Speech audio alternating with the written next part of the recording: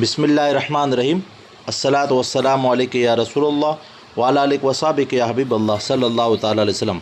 ایمان بالرسالت، رسالت پر ایمان۔ اسلام کا تصور رسالت۔ اسلام نے دیگر مذاہب کے برعکس رسالت کا ایک ٹھوس اور جامع تصور پیش کیا، جس نے نہ تو رسالت کو بڑھا کر خدا یا خدا کے اولاد کے درجے پر پہنچایا اور نہ گھٹا کر عام انسانوں کے برابر قرار دیا۔ دین مبین نے رسالت و نبوت کا ایسا جامع، کامل اور بے مثل نظریہ یہ پیش کیا جس میں نور حق کی صداقت اور چمک دمک واضح طور پر دکھائی دیتی ہے۔ قرآن حکیم ہمیں بتاتا ہے کہ اللہ تعالیٰ نے دنیا کے ہر خطے اور نسل انسانی کے ہر طبقے کی طرف اپنے رسول اور پیغمبر بھیجے ہیں۔ ارشاد باری تعالیٰ ہے، پھر ان میں کوئی پر لفظ ناچیز ہوئے چوجا۔ اعوذ باللہ من الشیطان الرجیم۔ وَإِن مِّنْ أُمَّةٍ إِلَّا خَلَا فِيهَا نَذِيرٌ۔ پرچا بیٹا خطے جو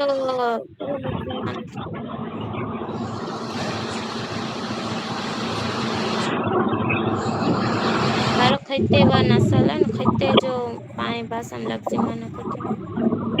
ہاں، ہر خطہ، ہاں یعنی کوئی پن مثال کے طور متے گام ہے، شہر ہے، کوئی قبیلو ہے، کوئی کنٹری ہے، دنیا کے ہر خطے میں، ہر گوشے میں، ہر جگہ متے اڑی کوئی جگہ باقی نہ رہی جڈا اللہ تعالیٰ جا نبی نہ آیا ہوئے۔ ہر جگہ متے اللہ تعالیٰ جا نبی آیا، ہر زمانے کے اندر پن آخری نبی آنجن مجھے آقا صلی اللہ تعالیٰ وسلم ہوا ان تھی مور ہر خطے میں، یعنی مطلب یہ ہے ہندوستان میں، ہاں ہندوستان میں آیا، پانچے امریکہ میں، ہاں امریکہ میں آیا، ہاں عرب میں، ہاں عرب میں آیا، یعنی پوری دنیا کے اندر تڑے تو چی میں چاہتے ہوں وہ 1,24,000 یا 1,24,000 کم و پیش انبیاء کرام دنیا میں مبعوث تھیا، ہاں تو ہر جگہ مت ہر خطے میں، سمجھا بیٹا؟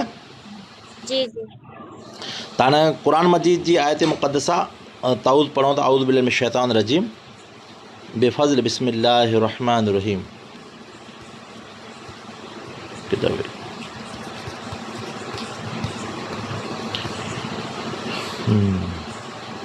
ہٹے ہوئے۔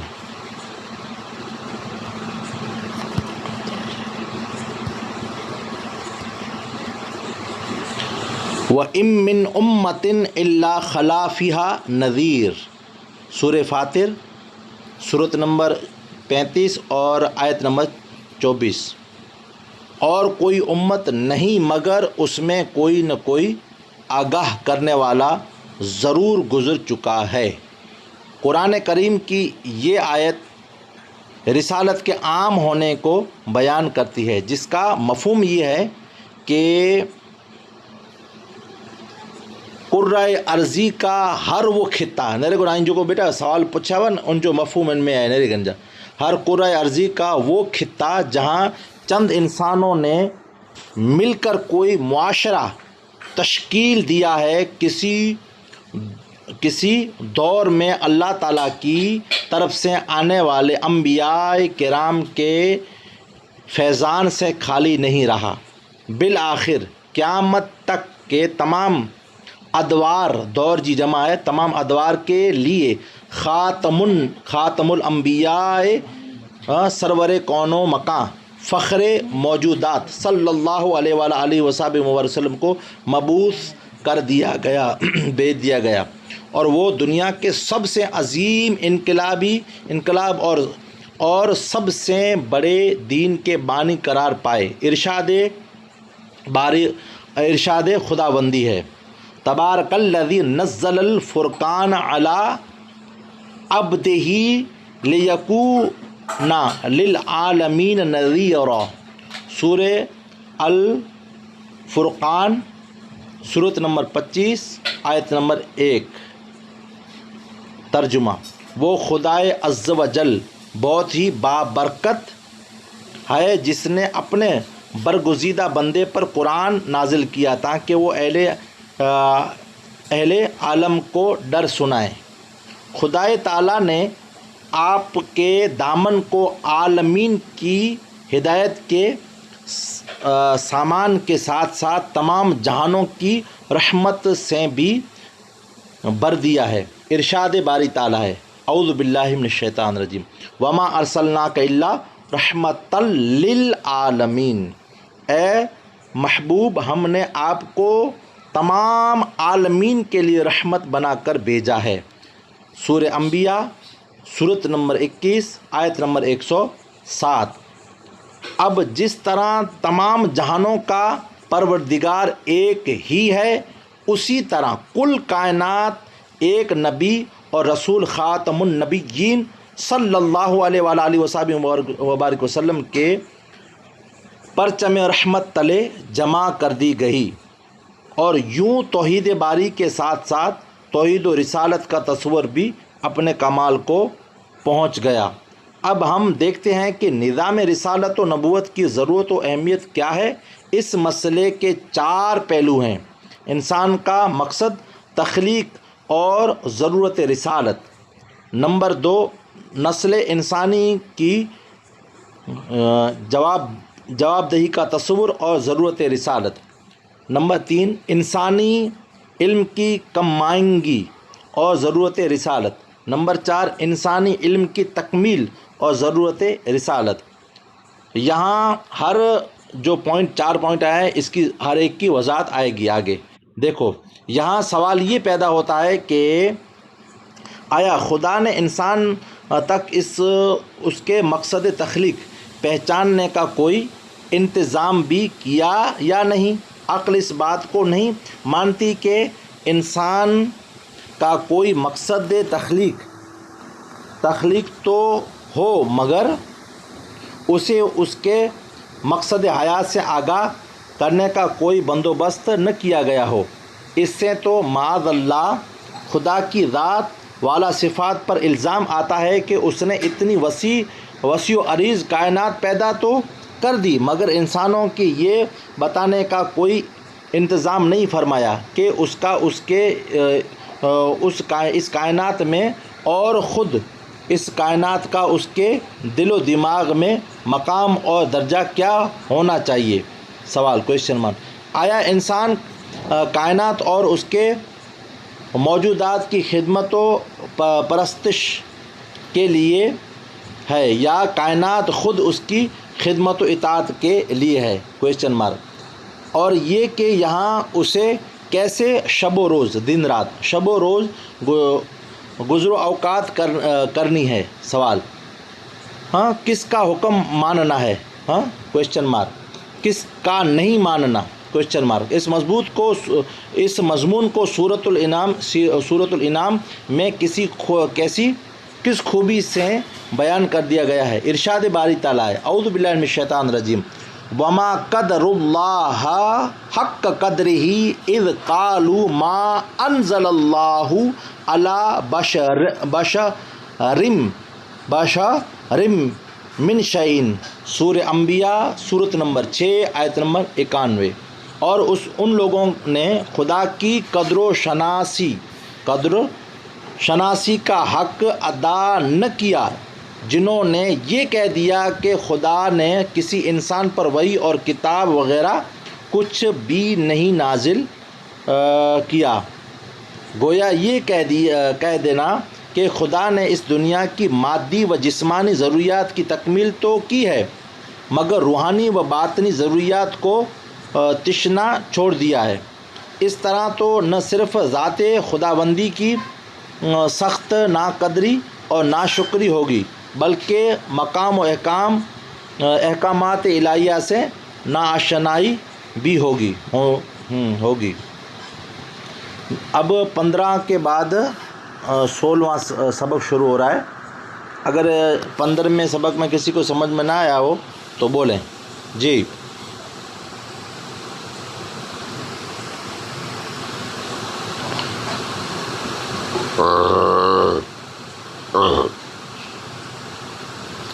اس کے بعد نمبر 16، سبق نمبر 16، ایمان بالرسالت کے تقاضے۔ ایمان بالرسالت کے درجے ہیں۔ اصل ایمان، یہ ایمان کی وہ بنیاد ہے جو نبی اکرم صلی اللہ علیہ وآلہ وسلم کی نبوت رسالت کا زبان سے اقرار کرنے اور دل سے تصدیق کرنے کے ذریعے پختہ ہوتی ہے۔ نمبر 2، کمال ایمان، یہ ایمان کامل ہی ہے جو بعض شرائط اور تقاضے صحیح طور پر بجا لانے کے بعد حاصل ہوتا ہے۔ اس کے 4 تقاضے اس طرح ہیں۔ نمبر 1، محبت رسول۔ نمبر 2، تعظیم رسول۔ نمبر 3، نصرت رسول۔ نمبر 4، اطاعت رسول۔ جہاں تک اصل اور کمال ایمان کا تعلق ہے، دونوں ایک جیسے ہیں، جیسا کہ حضرت ابو امامہ اور حضرت معاذ بن انس رضی اللہ تعالیٰ عنہ سے مروی حدیث نبوی صلی اللہ تعالیٰ وسلم میں ارشاد ہے، من احب للہ و اغضب للہ و اطاع للہ و منع للہ فقد استکمل الایمان۔ حدیث سنن ابو داؤد اور کتاب السنہ، حدیث نمبر ہے 4681۔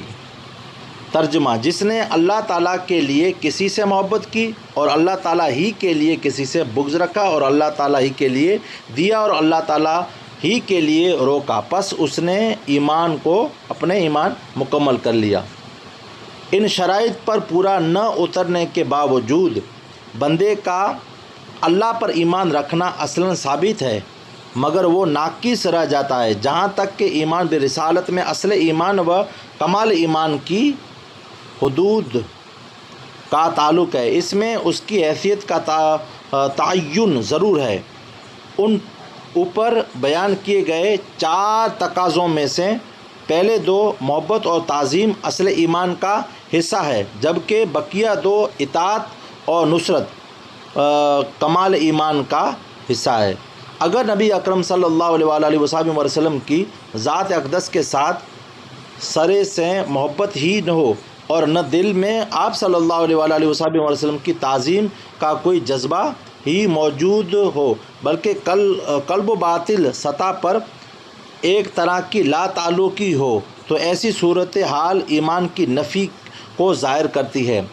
اس کے برعکس اگر محبت رسول صلی اللہ علیہ وسلم اور تعظیم رسول صلی اللہ تعالیٰ علیہ وسلم کے عناصر انسان کی طبیعت میں پائے جائیں، مگر بدقسمتی سے اطاعت اور نصرت کی توفیق نہ ہو، تو پھر ایمان اصلاً تو ثابت ہوگا مگر ناقص رہ جائے گا۔ اس کا کمال اطاعت اور نصرت کے بغیر ممکن نہیں۔ ہاں، محبت اور تعظیم کے درجے میں ہے۔ ماشاء اللہ، سبحان اللہ۔ ہاں، محض محبت و تعظیم، شدید محبت و تعظیم، اگر حضور نبی اکرم صلی اللہ تعالی وسلم کی ذات سے محض اس قدر محبت اور تعظیم کا تعلق ہو کہ انسان کا دل آپ کی یاد سے کچھ مانوس ہو اور آپ کے ذکر سے کچھ لذت اور سکون پائے، اور اس کے اندر ادنا سے ادنا درجے کی گستاخی و بے ادبی کا بھی شائبہ نہ ہو، تو وہ صاحب ایمان تصور کیا جائے گا۔ ماشاءاللہ۔ اور اگر یہی محبت و تعظیم اس کے قلب و باطن میں زور پکڑ جائے اور اتنی شدت و اختیار کر جائے کہ نہ تو کسی مخلوق کی محبت واقعتاً آپ کی محبت کا مقابلہ کر سکے اور نہ کسی کی تعظیم اور اس کے درجے کو پہنچے، تو پھر اس ایمان کو ایمان کامل تصور کیا جائے گا۔ ارشاد باری تعالیٰ ہے، قل ان کان آباؤکم و ابناؤکم و اخوانکم و ازواجکم و عشیرتکم و اموال اقترفتموها و تجارت تخشون کسادها و مساکن ترضونها احب الیکم من اللہ و رسولہ و جہاد فی سبیلہ فتربصوا حتی یاتی اللہ بامرہ واللہ لا یہدی القوم الفاسقین۔ ترجمہ، کون سی صورت ہے؟ سورۃ توبہ، صورت نمبر 9 اور آیت نمبر 24۔ غور سے سنیں اور بڑی پتے کی یہ آیت مقدسہ ہے۔ فرما دیجیے، اگر تمہارے باپ دادا اور تمہارے بیٹے بیٹیاں اور تمہارے بھائی بہن اور تمہاری عورتیں اور تمہارے کنبے اور تمہارے اموال جو تم کماتے ہو اور تمہارا کاروبار جس کے نقصان کا تمہیں اندیشہ لگا رہتا ہے، اللہ اور اس کے رسول اور اس کی راہ میں جہاد سے زیادہ محبوب ہیں، تو پھر انتظار کرو اس وقت کا جب اللہ اپنا حکم عذاب نازل کرے، بے شک اللہ ایسے سرکشوں کو ہدایت نہیں دیتا۔ اس آیت کریمہ میں اللہ تعالیٰ اور اس کے رسول صلی اللہ علیہ وآلہ وسلم کی محبت کو دنیا اور اس میں پائے جانے والے ساری کی ساری محبتوں سے بڑھ کر قرار دیا گیا ہے، اور اسے ہی علامت ایمان و ہدایت کہا گیا ہے۔ نبی اکرم صلی اللہ علیہ وآلہ وسلم خود ارشاد فرماتے لا یؤمن احدکم حتی اکون احب الیہ من والدہ وولدہ والناس اجمعین۔ صحیح مسلم کتاب الایمان حدیث نمبر 73۔ تم میں سے کوئی شخص اس وقت تک ایماندار نہیں ہو سکتا جب تک مجھے اپنی جان سے بھی بڑھ کر محبوب نہ رکھے۔ چونکہ محبت رسول صلی اللہ تعالیٰ علیہ وآلہ وسلم ایمان برسالت کی بنیادی، اس لیے صحابہ کرام نے نبی اکرم صلی اللہ علیہ وسلم کے دست اقدس پر محبت کی بیعت کرتے تھے، جیسا کہ حضرت صفوان بن قدامہ نے حضور نبی اکرم صلی اللہ علیہ وسلم کی بارگاہ میں عرض کیا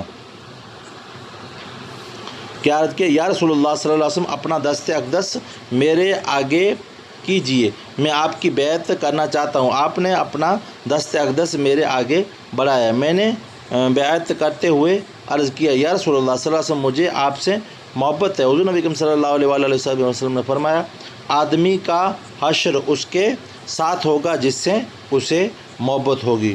ماشاءاللہ سبحان اللہ، یہ 16واں سبق تھا۔ اب انشاءاللہ تبارک و تعالیٰ 17واں سبق چالو ہو رہا ہے۔ اس میں کسی کو سمجھ میں نہ آیا تو بولو جی قادری سے۔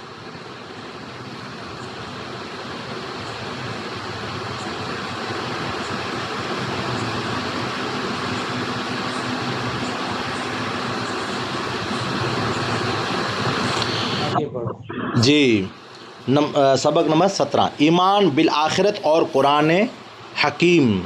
قرآن حکیم نے آخرت پر ایمان لانے کے سلسلے میں جو دلائل دیے ہیں ان کو ہم 3 بنیادی حصوں میں تقسیم کرتے ہیں۔ نمبر 1 زندگی کے ارتقاء کا قرآنی تصور اور تصور آخرت۔ نمبر 2 نظام کائنات کی بقا اور تصور آخرت۔ نمبر 3 مقافات عمل اور تصور آخرت۔ ان تینوں بنیادی نکات کی مختصر تفصیل ہم باری باری اس طرح بیان کریں گے۔ نمبر 1 قرآن نے ایمان بالآخرت اور انسانی زندگی کے ارتقاء کے حوالے سے ایک مخصوص نظریہ پیش کیا ہے جس میں اس کا آغاز ذکر ان الفاظ میں کیا گیا ہے هل اتی علی الانسان حین من الدہر لم یکن شیئا مذکورا۔ سورہ دہر سورت نمبر 76 اور آیت نمبر 1۔ بے شک انسان پر زمانے میں ایک وقت ایسا بھی گزر چکا ہے کہ وہ کوئی قابل ذکر چیز نہ تھا۔ گویا انسانی زندگی کی ابتدا ایسی حالت میں ہوئی کہ وہ کچھ بھی نہیں تھا، یعنی عدم سے ظہور میں آنے سے پہلے انسان نام کی کوئی چیز وجود میں نہیں تھی، بلکہ خود کائنات کا نام و نشان تک نہ تھا۔ پھر اللہ تعالیٰ کی مشیت نے چاہا تو حرف کن سے یہ کائنات وجود میں آ گئی اور حالت عدم سے حیات و موت کے سلسلے کا آغاز ہو گیا۔ یہاں سوال یہ پیدا ہوتا ہے جب کچھ بھی موجود نہ تھا اور ہر چیز عدم کے پردے میں تھی تو پھر عدم کی حالت میں یہ حکم کیسے دیا گیا اور کس کو دیا گیا کہ ہو جا؟ کیونکہ ہر حکم کے لیے حکم دینے والے کے ساتھ حکم دیا جانے والا محکوم علیہ کا ہونا ضروری ہے، جس کو حکم دیا جاتا ہے۔ محکوم علیہ اس کا معنی ہے جسے مخاطب کہا جاتا ہے، جس سے بات کی جاتی ہے۔ سائنس کے پاس اس سوال کا جواب نہیں، کہ کائنات میں کوئی ایسا وقت بھی آیا ہوگا جب خدا کی ذات کے سوا کوئی چیز موجود نہ تھی۔ ارشاد باری تعالیٰ انما امرہ اذا اراد شیئا ان یقول لہ کن فیکون، سورہ یاسین سورۃ نمبر 36 آیت نمبر 82۔ اس کی شان یہ ہے کہ جب وہ کسی چیز کو ارادہ کرتا ہے تو اسے فرماتا ہے کہ ہو جا، اور وہ ہو جاتی ہے۔ اوپر ذکر کی گئی آیات میں اس سوال کا جواب موجود ہے کہ اس آیت کریمہ میں ارادہ کے بعد لفظ شیء آیا ہے، اور شیء کا معنی ہے وہ چیز جس کا ارادہ کیا گیا۔ یہ بات ذہن میں رہے کہ ارادہ ایک ذہنی عمل ہے، جبکہ اللہ تعالیٰ جسمانی عمل، ذہن اور ذہنی عمل وغیرہ سے پاک ہے۔ محض بات سمجھانے کے لیے یوں سمجھیں کہ اللہ تعالیٰ کے سوا اور کچھ موجود نہ تھا مگر اس کے علم میں کائنات اور اس میں پیدا کی جانے والی ہر شے کا نقشہ موجود تھا۔ اللہ تعالیٰ کے علم میں یہ بات تھی کہ اسے کیا چیز پیدا کرنی ہے اور کس شکل و صورت میں پیدا کرنی ہے۔ چنانچہ اللہ تعالیٰ نے اپنے علم میں موجود تخلیق کے اس خاکے کے خارجی وجود دینا چاہا تو وہ ذہنی شے قرار دیا گیا اور اسے یہ حکم دیا گیا کہ ہو جا، پس وہ خاکہ عالم خارج میں شکل اور صورت اختیار کر گیا، اور اسی توجہ الہی کا نام امر کن ہے۔ بہرحال خالق کائنات نے مختلف مخلوقات کے وجود علمی کو اپنے خاص توجہ کا مرکز بنایا تو اسے دو صفت استمرار اور صفت منظوریت عطا کر دی۔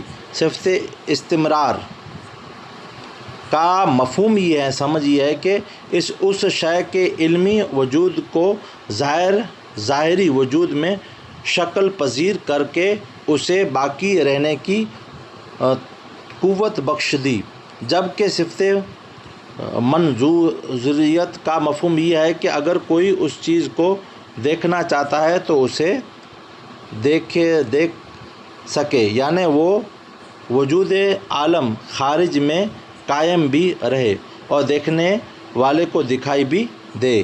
یہ ایک طویل بات ہے۔ مختصراً حقیقت یہ ہے کہ وہ وجود وحدت الہی کا مظہر تھا، اور جس سے تخلیق کائنات کا آغاز ہوا، اور جو پہلے باری تعالیٰ نے ارادہ تخلیق کا پرتو قرار پایا نور محمد صلی اللہ تعالی وسلم تھا، جس کا ذکر حدیث پاک میں موجود ہے۔ حضور نبی اکرم صلی اللہ تعالی علیہ وسلم نے فرمایا کہ اللہ تعالیٰ نے سب سے پہلے میرا نور پیدا کیا، یہاں سے کائنات کا آغاز ہوا، اور یہ عمل رفتہ آہستہ آہستہ جاری رہا، اور اللہ تعالیٰ نے اپنے امر کن سے عالم طبعی کو پیدا کیا، جس میں لوح و قلم، عرش، کرسی سمیت لاکھوں کروڑوں اشیاء شامل ہیں۔ پھر عالم نباتات اور عالم حیوانات اور وجود میں آئے۔ یہ سب کچھ پہلے سے طے شدہ اور مرتب کردہ منصوبے کے تحت ہوا، اور یہ ایک سوچی سمجھی اسکیم تھی، محض بے مقصد اور جامد عمل نہ تھا، جیسا کہ بعض مادہ پرست ذہن کائنات کے ارتقاء کو محض اتفاقیہ حادثہ قرار دیتے ہیں۔ خالق کے موجودات نے اپنی تخلیق صفات کا مظاہرہ کرتے ہوئے ایک طرف آسمانی مخلوق یعنی فرشتوں کو پیدا کیا تو دوسری طرف قسم قسم کے حیواناتی زندگی کے ساتھ لطیف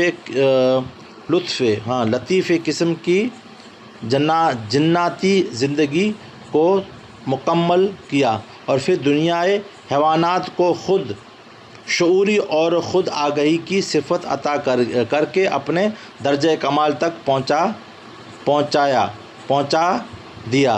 تو تخلیق کے آخری مرحلے میں حضرت انسان کو وجود میں لایا گیا۔ انسان خدائے تعالیٰ کی تخلیق کا شاہکار قرار پایا۔ وہ صحیح معنوں میں اللہ تعالیٰ کی صناعی اور خلاقیت کا سب سے مکمل نمونہ تھا، جس کی بنا پر اسے دنیائے بحر و بر کا حکمران بنا دیا گیا۔ انسانی زندگی کی دوسری اشیاء کی زندگیوں سے ارتقاء کے اعتبار سے مختلف ہے۔ اسی کی مرحلہ وار زندگی میں موت و حیات کے لیے ادوار میں سے گزارے گئے ہوئے۔ اس سلسلے میں ارشاد باری تعالیٰ ہے، قُلْ سِیرُوا فِی الْأَرْضِ فَانْظُرُوا کَیْفَ بَدَأَ الْخَلْقَ ثُمَّ اللَّهُ يُنْشِئُ النَّشْأَةَ الْآخِرَةَ إِنَّ اللَّهَ عَلَى كُلِّ شَیْءٍ قدیر۔ سورہ العنکبوت سورت نمبر 29 اور آیت نمبر 20۔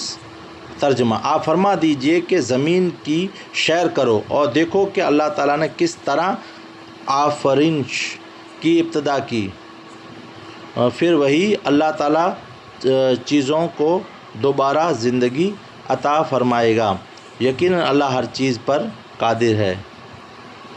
جی یہ سبق نمبر 17 ہو گیا۔ جی بولو بیٹا۔ جی مولانا صاحب، یہ آخری لفظ ہے اللہ تعالیٰ نے کس طرح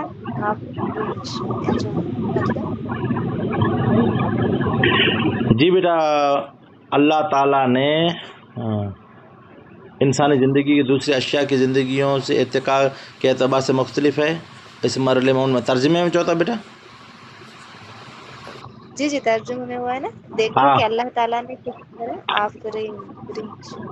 ہاں جی ابتدا کی، پھر وہی اللہ چیزوں کو دوبارہ زندگی عطا فرمائے گا، یقیناً اللہ ہر چیز پر قادر ہے۔ آپ فرما دیجئے کہ زمین کی سیر کرو اور دیکھو کہ اللہ تعالیٰ نے کس طرح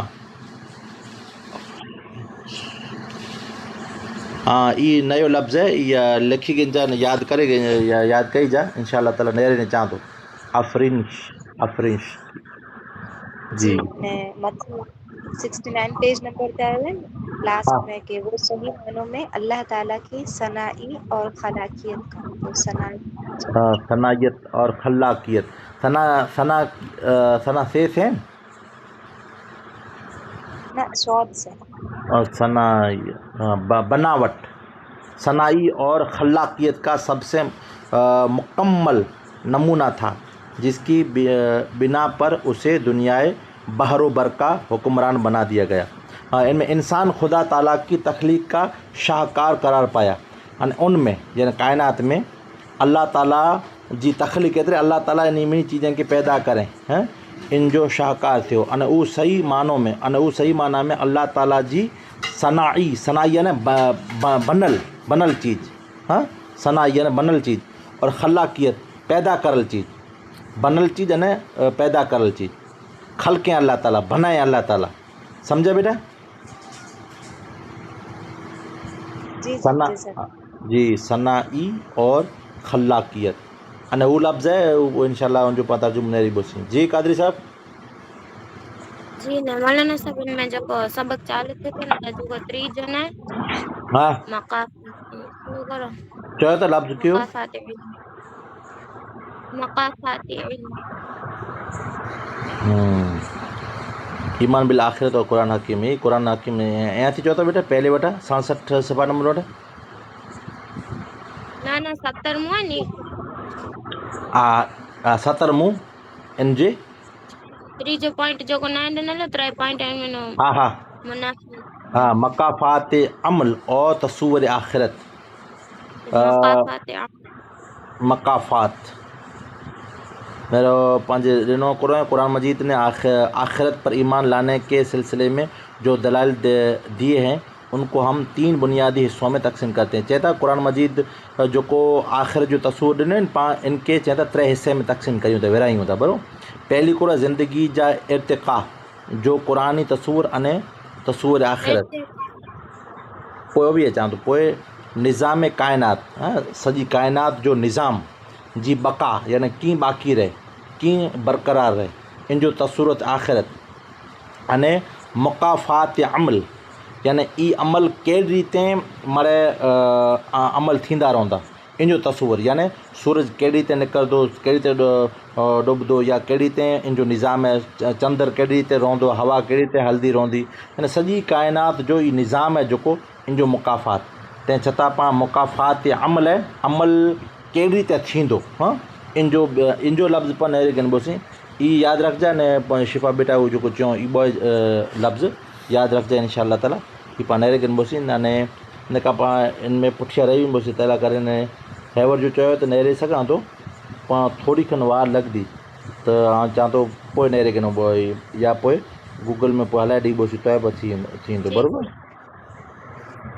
ग्रुप लिखी नाला ठीक है हाँ। लिखी के लफ्ज बेटा ग्रुप में ये लिखी नाला दीजिए बेटा ये ॿ लफ़्ज़ आहिनि यादि रखी वेंदे जिन इर्तिक़ा जो करचा मौलाना साहब पोइ कोर्चा बेटा जिंदगी के इर्तिक़ा का हा चयो था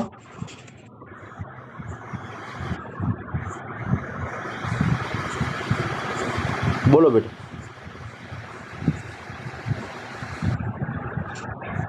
आवाज ना थी इतना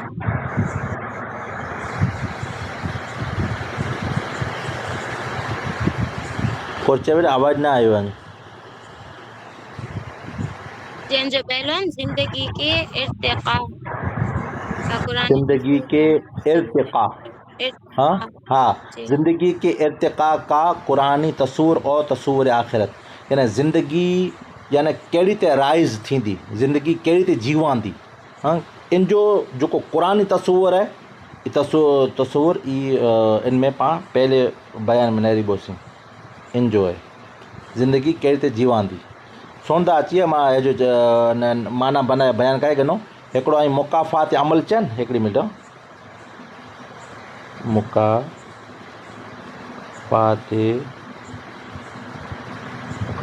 अमल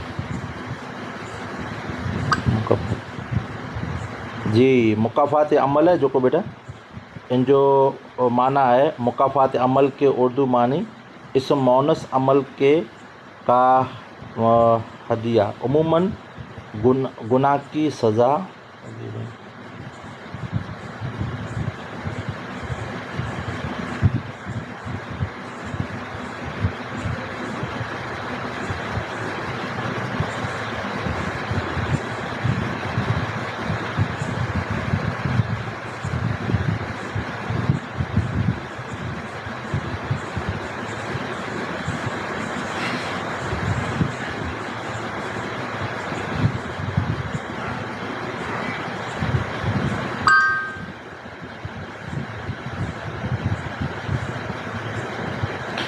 जी बेटा इंशाल्लाह इन त्रोई जा माना लिखी रखजा अने जी अरब यानी उर्दू में लिखी करे ने पंहिंजे ग्रुप में लाई इंशाल्लाह मिनी जा माना हलाए ॾींदो बराबरि इनमें खोले न तो हुजो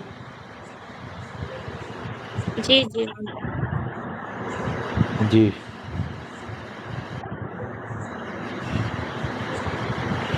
हाँ अॻियां कादरी साहब पढ़बोसीं 18 सबक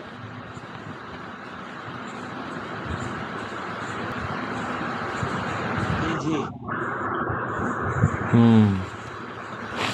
जी बेटा हाँ 18 सबक ईमान बिल आखिरत और कुरान हकीम हम मरहलावार हयात का जिक्र कर रहे थे जिसका हवाला कुरान की मंदरजा बाला आयत में दिया गया है। इंसानी ज़िंदगी में कभी हयात का मरहला आया और कभी मौत का, लेकिन न हयात इंसानी की आखिरी मंजिल थी और न मौत। इस मरहले के इख्तिताम पर फिर एक मौत आने वाली है जिसके बाद की ज़िंदगी को आलम बरज़ख कहा जाता है। इस आलम बरज़ख का इख्तिताम जिस ज़िंदगी पर होगा उसे हयात आखिरत के नाम से बयान किया जाता है। कुरान हकीम ने इन मुख्तलिफ़ मरहलों की जमा है मराहिल के بارے میں ایک جگہ یوں ارشاد فرمایا، فانظر الی آثار رحمت اللہ کیف یحیی الارض بعد موتها ان ذلک لمحیی الموتى وهو علی کل شیء قدیر۔ سورہ الروم سورۃ نمبر 30 آیت نمبر 50۔ پس اللہ تعالیٰ کی رحمت کے آثار دیکھیے، وہ کس طرح زمین کو مردہ ہو جانے کے بعد زندگی بخشتا ہے، یقیناً وہ ضرور مردوں کو بھی زندگی عطا کرنے والا ہے اور وہ ہر چیز پر قادر ہے۔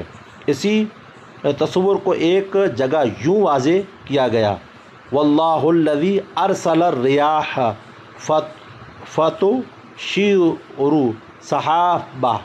سحابا فسقناہ الی بلد میت فاحیینا بہ الارض بعد موتها کذالک النشور۔ سورہ فاطر سورۃ نمبر 35 اور آیت نمبر 9۔ اور وہ اللہ ہی ہے جس نے بھیجے ہوائیں اور پھر وہ ہوائیں بادل ابھارتی ہیں، پھر ہم اسے کسی مردہ شہر کی طرف رواں کرتے ہیں، پھر اسے مردہ زمین کو موت کے بعد بارش کے ذریعے زندہ کرتے ہیں، پس ایسا ہی قیامت کے دن جی اٹھنا ہوگا۔ اس طرح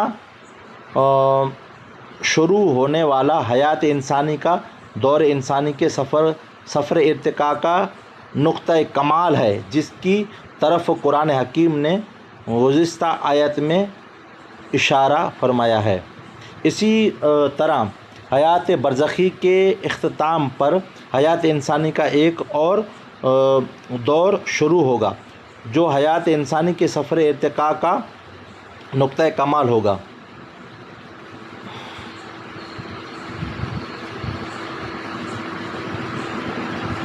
قرآن حکیم میں ایک مقام پر تصور آخرت کا استدلال اس طرح کیا گیا، افحسبتم انما خلقناکم عبثا وانکم الینا لا ترجعون۔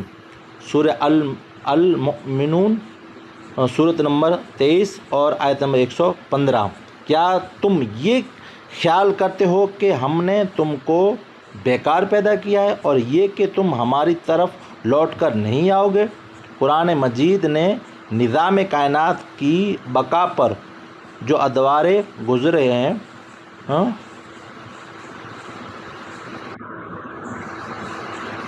اس تصور آخرت کے استدلال کی عمارت کھڑی کی ہے۔ وہ یوں کہ قدرت نے اس زمین کو نہ جانے کتنے اربوں سال پہلے اربوں سال بعد جلتے ہوئے سورج کے دائرے سے خارج کیا اور پھر کروڑوں سال اسے ٹھنڈا ہونے میں لگے۔ اس کے بعد جب اس کی سطح پر زندگی کے آثار پیدا ہوئے تو ابتدا میں جمادات، نباتات، پھر حیوانات اور سب سے آخرت میں یہاں انسانی حیات کو پیدا کیا۔ پھر انسانی زندگی کو اعلیٰ مراتب اور اقتدار حیات سے روشناس کرنے کے لیے نبیوں اور رسولوں کو الہامی اور غیبی کے ساتھ مبعوث کیا گیا اور روحانی مدد بھی مہم پہنچائی جاتی رہی۔ یہ قبلہ حضور کی خاص خصوصیت ہے، اس طرح پہلے کے علماء کرام نے کبھی نہیں سمجھایا ہے جیسے یہ کتاب ہم کو سمجھا رہی ہے، کیونکہ قبلہ حضور خود سائنسدان ہے، اس لیے سائنس کو بھی ساتھ لے رہے ہیں تاکہ اگر کوئی منکر بڑا منکر بھی ہو وہ بھی اس کا انکار نہ کر سکے۔ قرآن حکیم میں توجہ طلب نقطہ یہ ہے کہ اس پوری کائنات کو مسخر کر کے انسان کے تابع کر دیا گیا، جیسا کہ ارشاد باری تعالیٰ ہے، اعوذ باللہ من الشیطان الرجیم، وَسَخَّرَ لَكُم مَا فِي الْأَرْضِ وَمَا فِي السَّمَاءِ وَمَا فِي الْأَرْضِ جَمِيعًا مِّنْهُ الجاثیہ سورۃ نمبر 45 اور آیت نمبر 13۔ اور جو کچھ آسمانوں میں ہے اور جو کچھ زمین میں ہے سب کو اس نے تمہارے تابع کر دیا.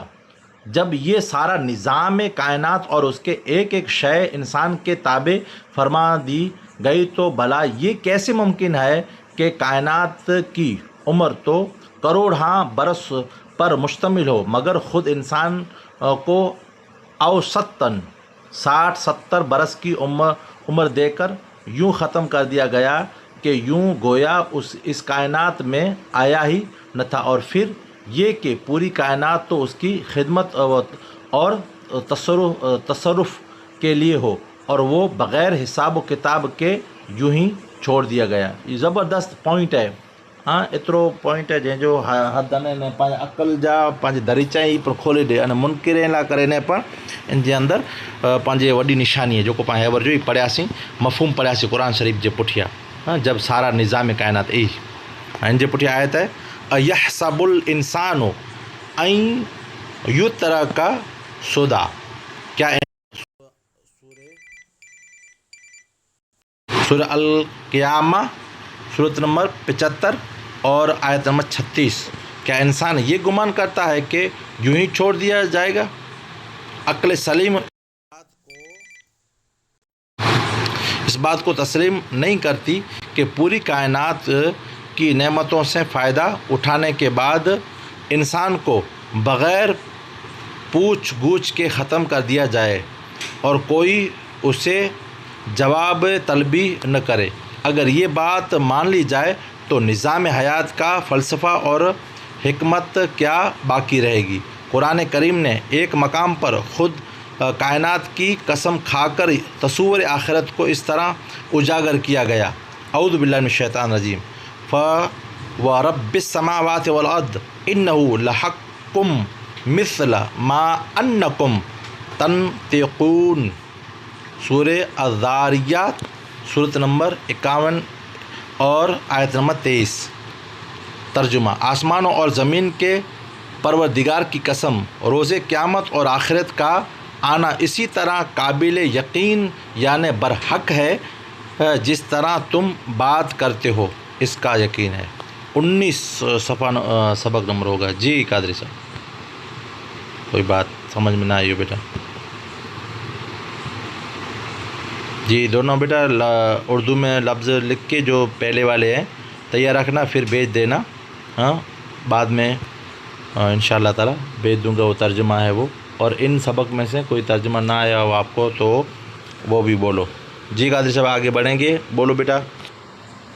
जी जी बरज़ख ने बरज़खी जेको थिए बरज़ख बेटा पंहिंजे यानी हिकिड़ो आलम अरवा हो. हाँ हीअ मौजूदु न आहियूं पाण इनके आलम शहूद चवाइजे.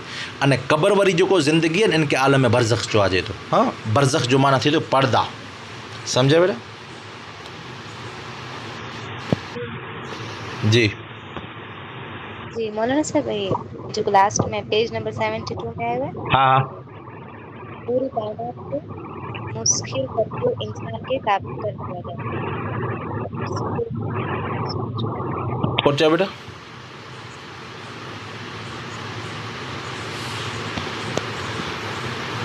जी पेज नंबर 72 में ना लास्ट में कुरान हकीम में तवज्जो तलब नुक्ता ये है कि इस पूरी कायनात को हाँ मुस्किन मुसख्खर करके इंसान के ताबे कर दिया. मुसख्खर इतने बनाए करे ने. हाँ कुरान हकीम में तवज्जो तलब नुक्ता ये है कि इस पूरी कायनात को मुसख्खर करके यानी सरखो बनाए करे ने. मुसख्खर करे वेंदे यानी बनाए वेंदे सरखो बनाए करे इंसान जे ताबे करे वेंदे यानी उनजे हवाले करे वेंदे. जाने इहा आउं तुंहिंजे हवाले करे वेंदो आहियां आहे अहिड़ी रीते बनाए वेंदो आहियां इन कायनात के. सूरज पंहिंजे निज़ाम मथे हलंदो रहंदो, चंद्र पंहिंजे निज़ाम मथे हलंदो रहंदो, हवा अचींदी रहंदी. ॿियूं तोखे इन में गौर फ़िक्र करे तदब्बुर करे यानी अॻियां तोखे वधे जो आहे. त जेतिरो पिणु इंसान के अल्लाह तबारक व तआला यानी कंहिंजे पण क़दम जे अंदरि ज़ंजीर न रखें बल्कि इनके छॾे ॾिने ज तो मथे ज तूं इन जे अंदरि गौर फ़िक्र करे न अॻियां वधि. जी मुसख्खर करे वेंदे बनाए करे. जी बेटा. जमादात जेको थींदो जी जमादात नबातात. हाँ ये जमादात आके ख्याल है पाण उर्दू जे अंदरि पण ग़ालिबन पढ़ी चुकिया हूंदासीं. हाँ त जमादात जो वरी पत्थर आहे जेको हिले न वस्तु आहे इनखे जमादात चवनि था। सम्झे? नबादात उगे वारी चीज़ खे चवनि था। हैवानात जानवर नहीं जेको इन खे चवनि था। हाँ उगी वारी चीज के नबातात ने हले न मतलब न वेली जमादात। बहुत जी।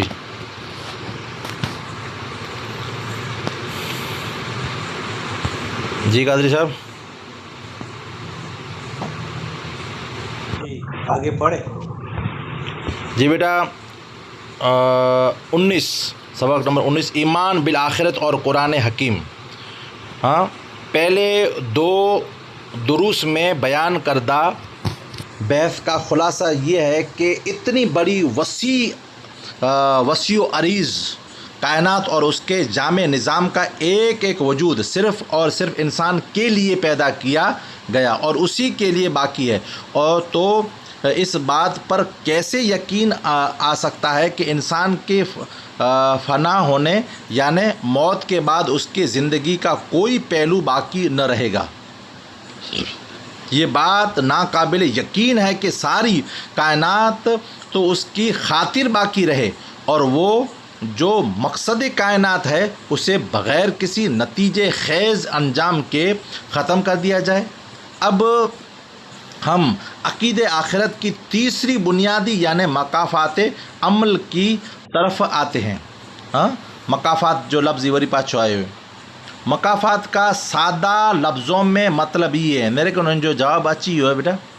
मकाफ़ात का सादा लफ्ज़ों में मतलब ये है कि आप ठंडा पानी पिएं तो लाजिमन उसकी ठंडक महसूस करेंगे। जी मकाफ़ात जो माना अची वियो बेटा बेटे जी ठंडक महसूस करेंगे। आग में हाथ डालेंगे तो मुमकिन नहीं कि उसकी तपिश और सूजन महसूस न हो। इस तरह दूध की तासीर ताकत और तवानाई देना है। ये कैसे हो सकता है कि आप दूध पिएं मगर उसके पीने से आपके जिस्म में ताकत और तवानाई न आए? इसी तरह जहर को तासीर हलाक करना है। ये कैसे मुमकिन है कि आप जहर खाएं मगर उसके बावजूद हलाक और नुकसान से महफूज रहें? ये सारे अमल फितरत के निज़ाम मकाफ़ात का हिस्सा है। हर मकाफ़ात है जो खुली हो और हर जगह एक ही कानून का कार फरमा है।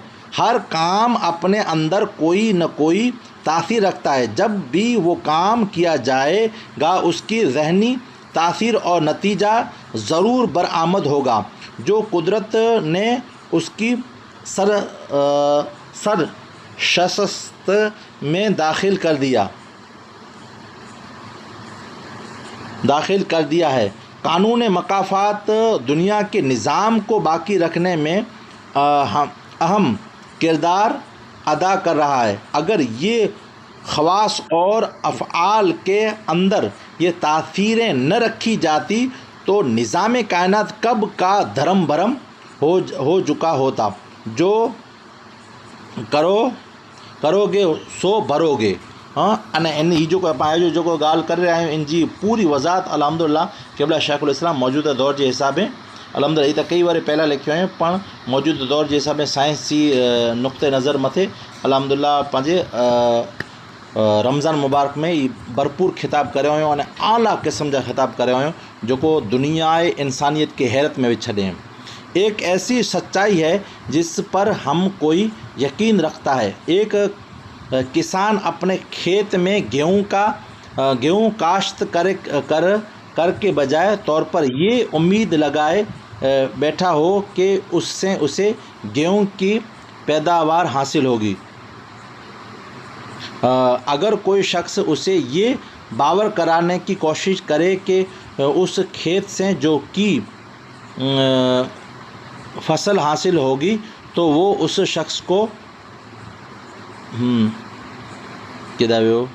अगर कोई शख्स उसे ये बावर कराने की कोशिश करे कि उस खेत से जो कोई फसल हासिल होगी तो वो उस शख्स को पागल करार देगा। ये इसलिए कि उसे قدرت کے نظام مکافات پر اچھی طرح یقین ہے اور وہ توثیق سے وثوق سے جانتا ہے کہ گیہوں سے گیہوں اور جو سے جو ہی پیدا ہوگا۔ اگر کوئی دوسری چیز کا دانہ ڈالے گا تو وہ چیز نکلے گی، یعنی جس چیز کا دانہ یعنی زمین کو دیا ہے تو وہ وہی چیز نکالے گی۔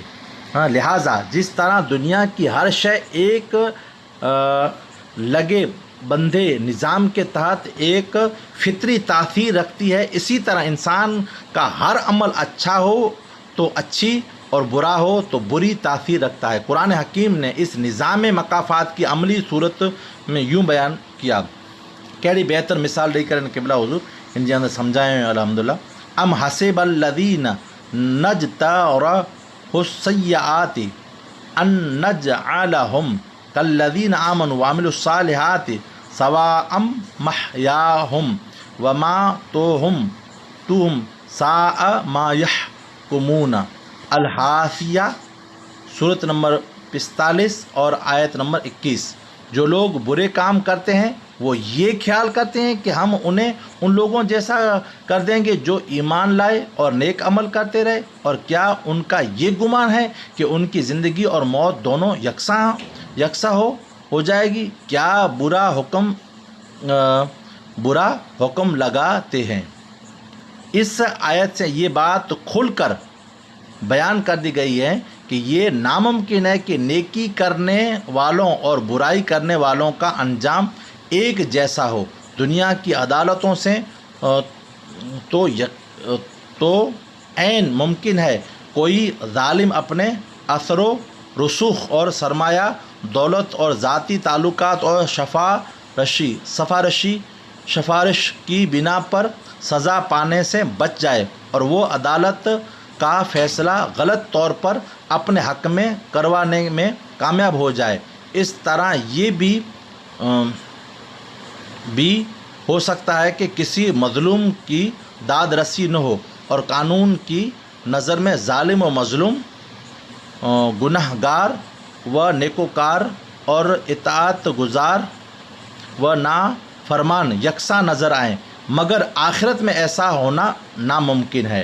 اگر بفرض محال اس دنیا کے بعد کوئی اور دنیا نہ ہو اور یہاں کی عدالتوں سے ماورا کوئی اور عدالت نہ ہو اور ظالم مظلوم دونوں مر کر مٹی ہو جائیں اور ان کا کوئی اخروی حساب و کتاب نہ ہو، تو پھر کہا جا سکتا ہے کہ قدرت کے نظام میں کوئی قانون مکافات کا کار فرما نہیں۔ سبحان اللہ، بہتر طریقے سے سمجھائے ہوئے ہیں۔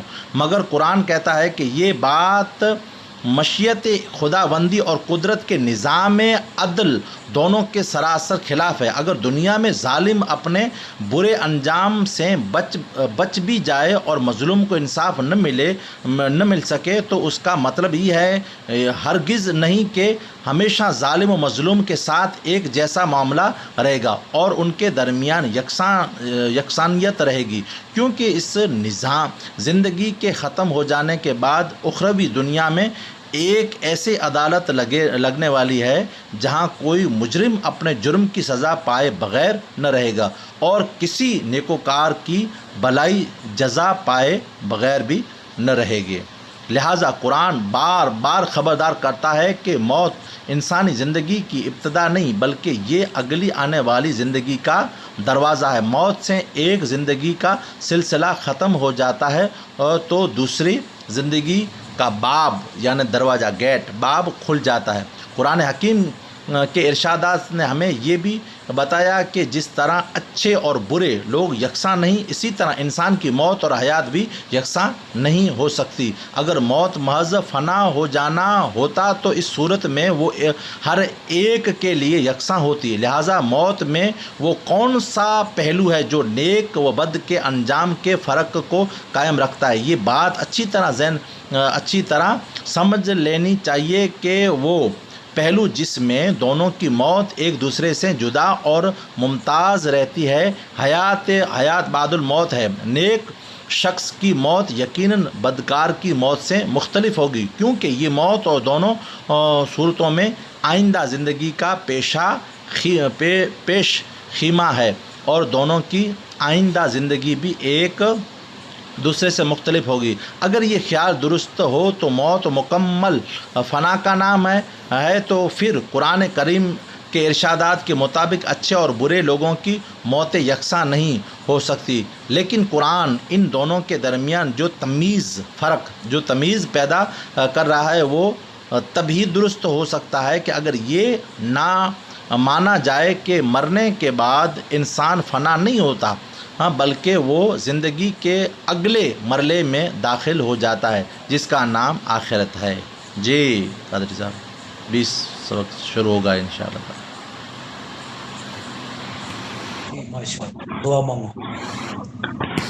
اللہم صلی علی سیدنا و مولانا محمد وعلی علی سیدنا و مولانا محمد وعلی وبارک وسلم لی خمسۃ فی بحر الوباء الحاتمہ المصطفیٰ والمرتضیٰ وابناہما والفاطمہ۔ یا الہ العالمین، حضور کے صدقے میں ہماری زبانوں پر دلوں میں جو جائز دعائیں مولا ادنا کی جائز دعا کو قبول عطا فرما، ہماری بہنوں کو کامیابی عطا فرما، عالمہ فاضلہ بنا، اور حضور کے صدقے میں حضور کا ہم سب کو دیدار عطا فرما۔ نصر من اللہ فتح قریب بشر المومنین برحمتک یا ارحم الراحمین۔ جی قادری صاحب پیغام لے لیجیے۔ جی اگے شکروار جو کو موجود ان لائی تقریر کرے جی میری بہنے کتاب جو مطالعہ کرے جو ہے کتاب بڑی بہترین ہے، کتاباں کے کتے نہیں ملے کہ یاد کری جا، وچاری جا، غور و فکر کری جا کتاب میں، جی یاد کری جا۔